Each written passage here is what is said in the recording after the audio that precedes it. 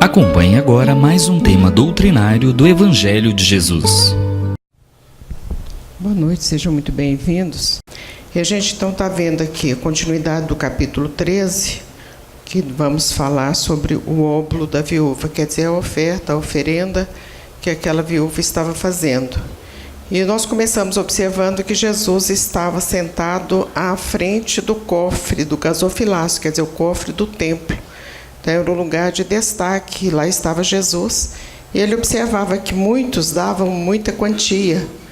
E aí a gente começa a fazer as nossas próprias ilações, que muitos certamente estavam dando por vaidade, para mostrar para os sacerdotes que podia muito, para mostrar para aquela comunidade que tinha condições de dar bastante dinheiro.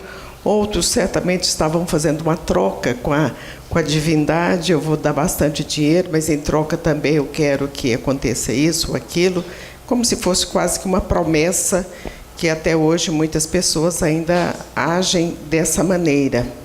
E ele viu que aquela senhora dava tão somente 2 moedas. E aí ele disse que dentre todos o que havia dado mais era ela, porque ela deu tudo o que ela tinha. E Jesus não ressalta tão somente nesse momento dar tudo o que tem, porque ele próprio nunca teve nada de material. No entanto, ele deu a grande exemplificação de amor.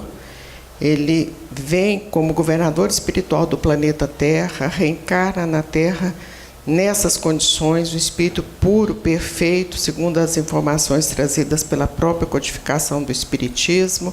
Então, ele não precisava reencarnar aqui, ele reencarna para trazer a lição do amor na segunda revelação. A primeira sendo Moisés, a segunda é Jesus e a terceira Kardec, com a verdade. E em muitos momentos a gente observa que Jesus deu o que havia nele. Naquele momento em que ele é procurado por aquela mulher, ela vertia sangue, havia 12 anos, que é chamada mulher hemorroíça, nos textos dos evangelistas. Ela não consegue se aproximar dele, porque era uma multidão de pessoas que estavam próximas. Ela toca a veste de Jesus, e dali ele diz: quem me tocou? Como também não sabiam, como eram muitas pessoas, ele completa: sinto que de mim saiu virtudes.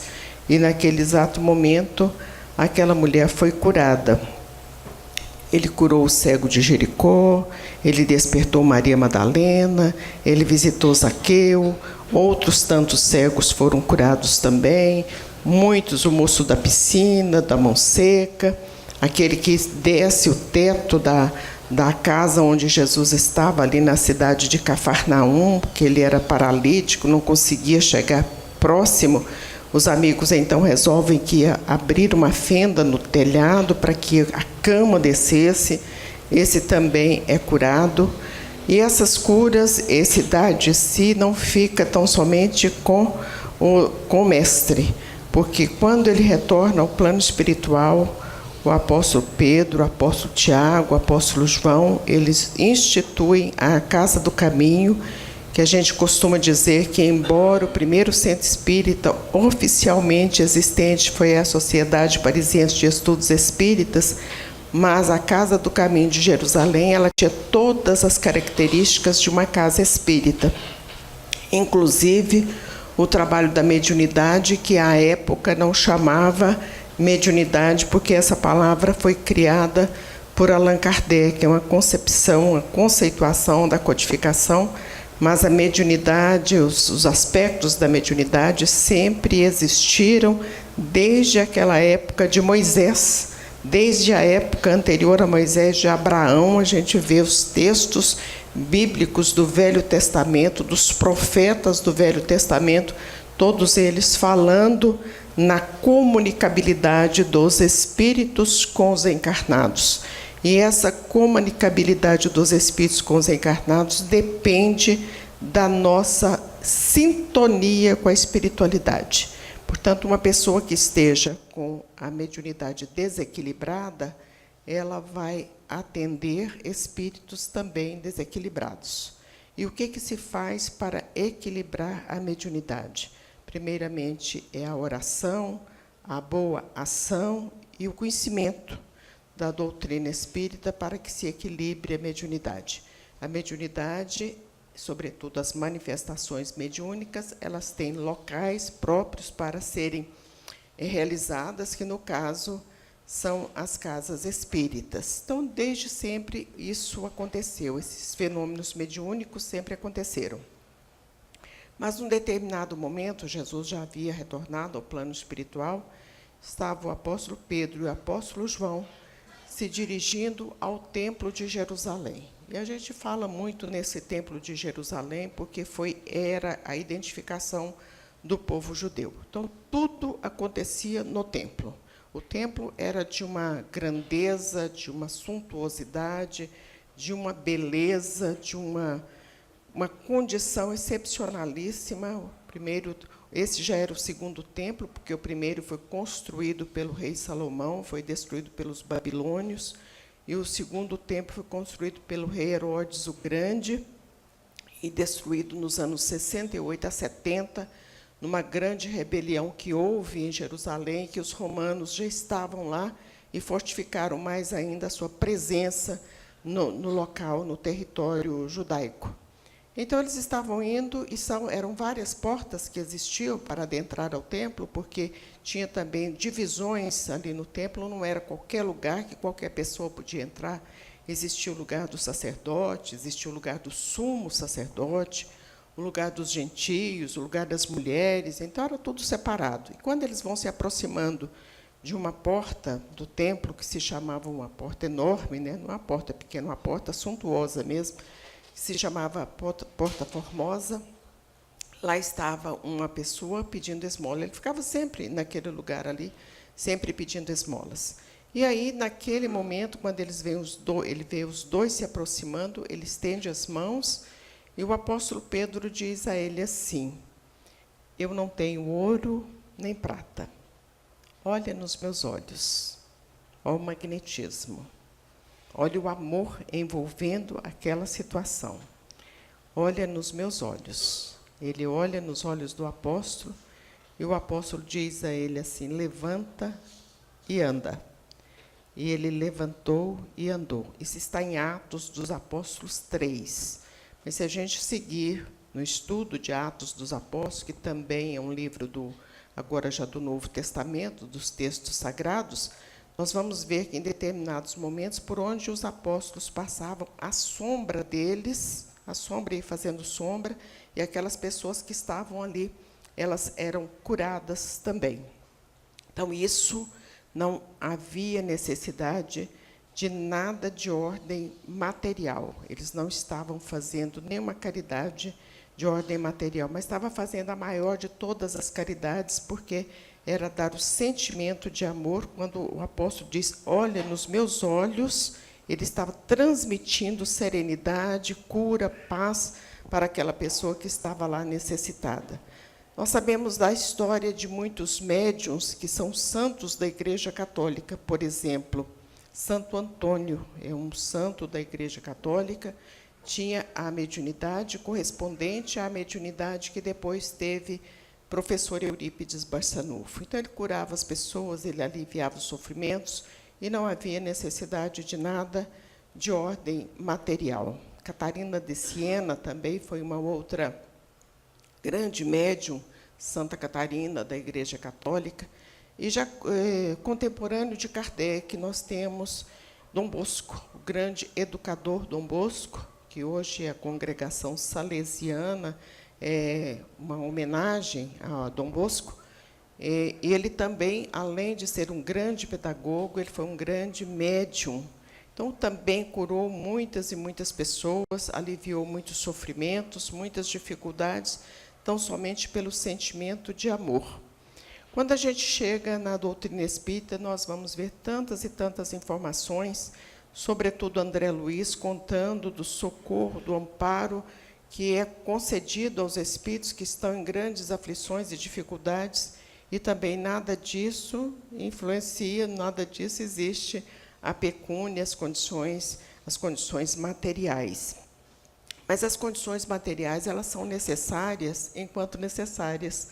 Como diz o Espírito Emmanuel, caridade enquanto necessária. E, pensando na caridade enquanto necessária, nas palavras do Emmanuel, nós fomos buscar nesse livro que se chama Justiça Divina.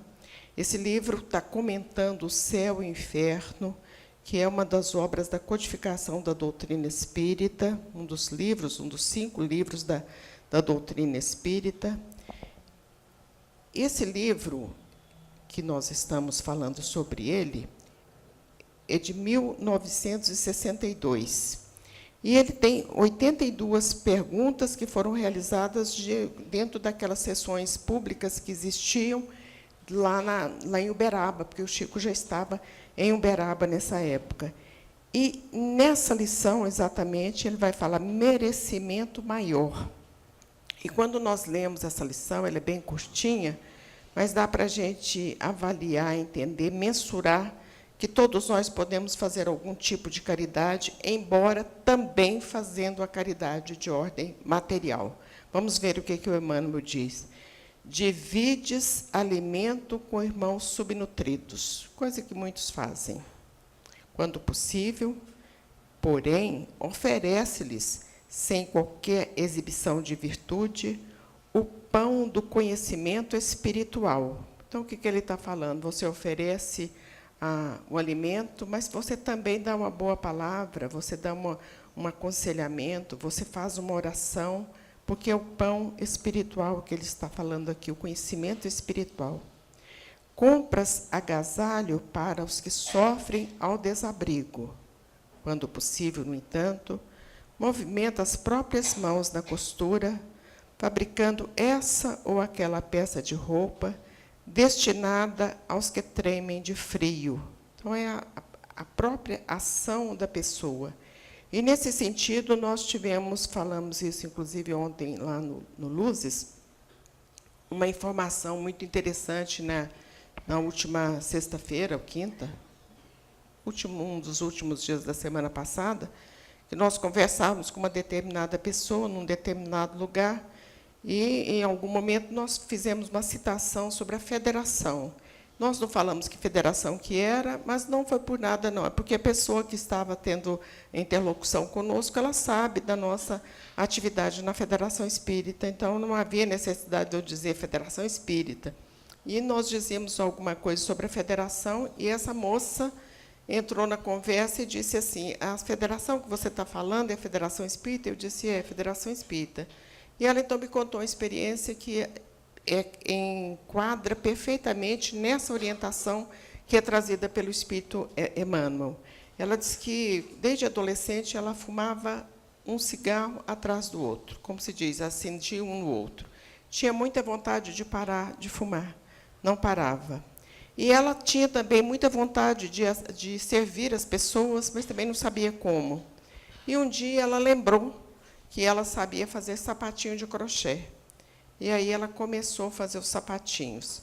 E todas as vezes que ela dava vontade de fumar, ela fazia mais sapatinhos, E ela nos disse que agora ela faz por mês 120 sapatinhos. E ela não fuma mais. Tem 13 anos que ela deixou de fumar. Então, seriam 120 cigarros, certamente, sei lá quantos, né? Por mês, e ela disse que não fuma mais, desde que ela começou a fazer os sapatos, e ela destina esses sapatos para a obra do berço da Federação Espírita. Então, o interessante da história é porque fechou perfeitamente nesse contexto que o Emmanuel está falando. Envias remédio ao enfermo, quando possível, contudo, estende-lhe algumas palavras de encorajamento e esperança. E, às vezes, a gente faz exatamente o contrário, né? A pessoa conta, se estou com dor de cabeça, vou falar, olha, mas eu tive um parente que teve uma dor de cabeça semelhante à sua e ele morreu.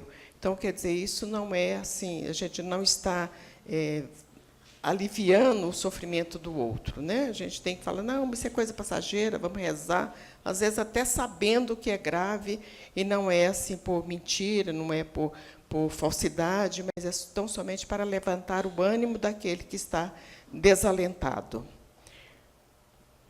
Entregas a benefício dos necessitados os sobejos do reduto doméstico, quer dizer, as sobras do reduto doméstico. E a gente está pedindo mesmo Vamos ter 3 bazares agora, esse mês, nós estamos precisando mesmo. Olha lá o que está sobrando de bom e traz para cá, que a gente está precisando mesmo, viu? Quando possível, entretanto, aproveita as sobras de tempo a fim de levar-lhes a frase de entendimento que os ajude a destriçar os problemas da vida. Então, não é somente chegar, porque isso aqui está me incomodando na minha casa, eu vou levar. Vem ajudar as meninas a fazer o bazar também, vem participar de alguma atividade na casa espírita, porque isso traz saúde às pessoas. Quando as pessoas se tornam úteis, quando elas se sentem úteis, elas ficam mais felizes e a felicidade traz mais saúde às pessoas. Ajudas ao companheiro nas horas de compreensão e harmonia ideal. Quando possível, porém, ampara-lhe a alma dorida quando as provações junto dele não te gratifiquem o anseio do reconforto. Então, a gente também, nesse mesmo sentido, de usar sempre aquela palavra de conforto, aquela palavra amiga, para ajudar as pessoas. Horas de alma tranquila entre os irmãos de fé nos dias de céu azul. Beleza, então todo mundo rezando, festa de Natal, de Páscoa, todo mundo rezando. Quando possível, no entanto, descansa com eles na fronte da prece, quando as lutas e as dores se fizerem mais acirradas. Então, está com dificuldade, está com problema, vamos procurar o companheiro, saber por que ele não está aí no centro espírita, o que aconteceu com ele, para que ele tenha também essa certeza que é bem querido, bem aceito, bem amado na casa espírita. Exerces a beneficência em atividade manifesta. Quando possível, contudo, atende à renúncia silenciosa pela felicidade dos outros, partindo da própria casa. É aquela história, né, de dar o pedaço de frango melhor para o outro lá, que é mais renitente, mais complicado. A gente come um pedaço ruim, às vezes nem come, e fica por isso mesmo, né? Mas, para ter paz em casa, às vezes é muito bom que isso aconteça. Desculpas a quem te ofende. Quanto possível, entretanto, assume a iniciativa da reconciliação, cultivando a humildade. Não custa. A gente conhece a história do Chico, que houve uma pessoa que fez alguma maldade com ele, e o Emmanuel diz, pergunta para ela o que ela quer, e vai lá e compra o presente e leva para ela. Ela tinha dado veneno para os cachorros dele. E aí o Emmanuel falou, agora você vai lá e faz as pazes. Quer dizer, ele não tinha feito nada de errado com a mulher, né? Aí ele foi lá, perguntou para ela, o que a senhora gosta? Ela falou que queria uma máquina de costura. A máquina de costura, na época, custava caro. Aí ele comprou a prestação, assim, 50 meses, pagando a máquina de costura, porque a mulher tinha dado veneno para o cachorro dele, né? Todo bem, qualquer que ele seja, é bênção creditada a favor de quem o pratica. Então, só por isso aqui, todo bem é creditado a favor daquele que pratica o bem, se não for por virtude, mas pelo menos por sabedoria. Vamos fazer o bem, porque o bem é sempre o bem, né? Da migalha à fortuna, ofertadas por amor, há toda uma escala de alegria e de luz. Contudo, todo o bem praticado com sacrifício tem merecimento maior. Foi exatamente isso que aconteceu com essa senhora. E a gente não pode deixar passar o prazo de fazer o bem. Lembro de uma história trazida pela dona Ivone do Amaral, num dos contos que ela traz. Ela trouxe muitas informações sobre a Rússia. Ela tinha uma ligação espiritual com Leon Tolstói, que é considerado um grande escritor universal, é considerado um dos santos da Rússia. Lutou muito agora, está fazendo 100 anos da Revolução. Em determinados momentos, ele escrevia para Tsar, que era o imperador da Rússia, para dar aconselhamentos para ele, para ver se o caminho poderia ter sido outro. Então, ele tinha uma visão assim de ponderação, de equilíbrio, e ele conta de 2 senhoras que foram assistir ao balé Bolshoi. É um grande balé num grande teatro de Moscou, é uma solenidade lindíssima, e somente pessoas muito abonadas conseguem ir a um teatro desse, a um balé desse, porque normalmente os ingressos são muito caros. E como a Rússia faz muito frio, elas foram muito bem abrigadas, e hoje é politicamente incorreto usar peles, mas naquela época podia-se usar peles, e quanto mais raro o animal, mais cara era a pele e mais cobiçada também era aquele traje. E uma delas estava muito bem vestida, com a pele caríssima, e quando elas saem do teatro, uma delas vê essa que estava com essa pele muito cara, vê uma pessoa caída do lado de fora, neve caindo por cima, aquela friagem toda, às vezes chega até 40 graus negativos, e ela então fez menção de tirar o casaco e entregar para aquela pessoa que estava ali. Mas a amiga diz a ela assim, não, mas esse casaco seu custou não sei quantos 1000 rublos, que é o dinheiro deles lá. Vamos fazer o seguinte, nós vamos para casa, você arruma um agasalho quente, porém não tão caro, e manda o seu lacaio, quer dizer, a pessoa que estava dirigindo a carruagem delas, trazer para ele se abrigar. Ela concordou. E chega em casa, envolve-se com outras coisas, não lembra daquela pessoa que estava na rua, caída ali debaixo daquela marquise. No outro dia, ela lembra, pede a pessoa para levar o agasalho. Quando ele vai, chega lá, não tem ninguém, pergunta daqui, pergunta dali, e aí responde a ele, não, ele desencarnou essa madrugada de frio. Então, às vezes, a gente passa da hora de fazer a boa ação, de falar para a pessoa que gosta dela, de participar de alguma atividade, de conviver com ela, porque a gente acha que vai viver muito tempo.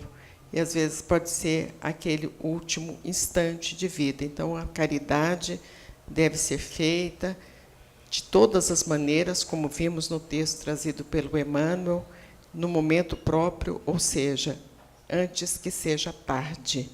E Chico Xavier foi assim muito especial com relação a todo tipo de exemplificação. Uma vez ele estava indo para a fazenda Modelo, onde ele realizou grande trabalho, a obra dele, os livros mais importantes, os livros mais densos da doutrina espírita, os livros assinados pela Federação Espírita Brasileira, grande maioria desses livros foram recebidos na fazenda. Nessa fazenda, ele recebeu Paulo Estevão. E nessa fazenda, no momento que ele foi receber Paulo Estevão, a fazenda foi toda ela cercada magneticamente para que nada interferisse na produção literária dele. E ele entrava na cena do livro, como se estivesse vendo um filme, ele estava ali, ou um teatro, ele estava ali junto naquele momento.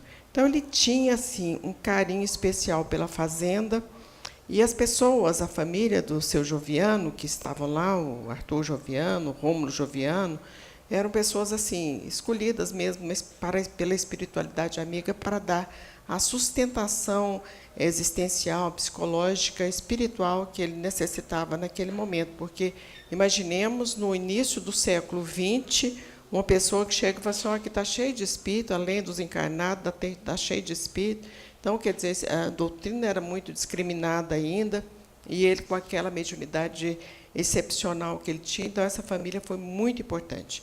E aí ele estava na charrete, porque muitas vezes ele ia a pé, muitas vezes ele ia de carroça, e esse dia estava indo de charrete. E aí, quando ele estava indo, um amigo dele, o Flaviano, fala com ele assim, Chico, você ficou sabendo que o fulano morreu? Ele falou, não fiquei sabendo. Olha, Chico, mas foi uma judiação, porque ele morreu à míngua, triste, sozinho, passando fome, sem ninguém. E aí contou a dificuldade, o Chico já estava chorando, com aquela sensibilidade dele, já estava chorando por conta desse amigo que havia desencarnado. E ele falou assim, onde está o corpo? Eu falei assim, não, o corpo é o seguinte, vai ser enterrado como indigente, vai ser lá naquela vala comum lá da prefeitura. E o Chico desceu da charrete, Olha, para o Chico não cumprir um compromisso profissional é porque ele estava muito sensibilizado mesmo. Desceu da charrete e disse a essa pessoa que havia lá dado a informação: fala para esperar só um pouquinho, que eu vou resolver esse problema do sepultamento do meu amigo. O pai dele, o pai do Chico, já estava assim, desesperado, que fosse: mas o Chico, você vai fazer o quê? Ele falou assim: olha, eu tenho uma dívida de gratidão com esse meu amigo, porque ele foi meu ex-patrão, era o dono da venda, que o Chico trabalhou na venda uma época, é meu ex-patrão. E aí já começam as exemplificações, né? Porque muitos empregados têm ojeriza do patrão e vice-versa. E eu tenho uma dívida de gratidão para ele, porque me pagava o salário era muito pouco mesmo. Mas eu vou resolver esse problema. Estava de chapéu, tirou o chapéu e foi de porta em porta, lá em Pedro Leopoldo, pedindo ajuda para sepultar o grande amigo dele, que era o ex-patrão. E, num determinado momento, ele já estava ali na porta da igreja, tinha uma pessoa pedindo esmola na porta da igreja, uma pessoa deficiente visual pedindo esmola. Ele contou para ele que estava pedindo esmola para enterrar o amigo e tal. Eu já fiquei sabendo que ele morreu mesmo, que nesse caso é morrer, né? Desencarne é nós, espíritas, que falamos. Eu fiquei sabendo que ele morreu, mas eu já tenho minha reservinha de ontem, minha férias de ontem e a de hoje. Você pode levar tudo e enterrar o seu amigo. Então, ele pediu esmola para todas as pessoas, inclusive para uma pessoa que pediu esmola para resolver o problema do amigo dele. Então, quando a gente quer, a gente faz. E a doutrina espírita está aí, nos conclamando a fazer o bem. Esse bem começa conosco mesmo, aquela maneira assim de sermos felizes, porque o feliz é aquela pessoa que precisa de pouco, porque se a gente colocar a nossa felicidade em algo material ou em alguém, nós vamos ficar infelizes. Então, o feliz é aquele que precisa de pouco. Kardec, quando define a felicidade, quando pergunta aos espíritos, eles respondem: no aspecto material é a posse do necessário, e no aspecto moral é a paz da consciência. Então, isso é que é felicidade. E o Chico dizia: rico não é o que mais tem, é o que menos precisa.